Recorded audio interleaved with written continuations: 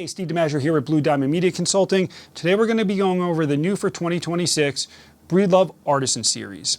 Artisan series sits right in the middle for Breedlove. You have your Root series, which is your intro series, Artisan in the middle, and then you have Collectors, which is a very limited short run series. So let's get into the Artisan series. First things first, the electronics on this are going to be an LR Baggs Anthem system, and that is an upgrade from the Root series, which has the hi-fi system.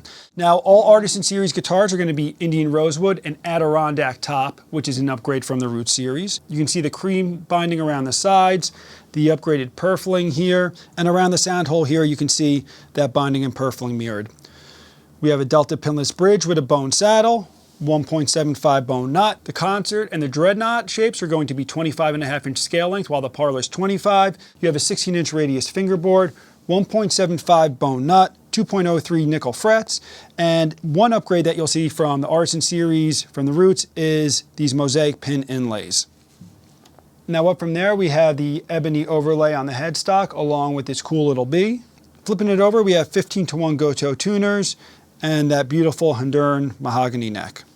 Now we have a couple different finishes on the Artisan series. For the Parlor guitars, you can get it in a vintage toner like this, or the T-burst. On the Concert series, you actually can get a redwood top with an edge burst.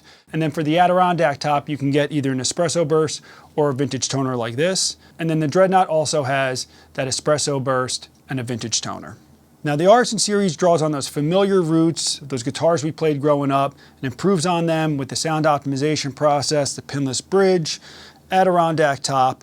Really well thought out guitars. And I'll do another video that goes into depth a little bit more on the necks. Each shape has a custom neck made for it. They're just really well thought out guitars. So now that I've told you about them, let's hear a couple of them.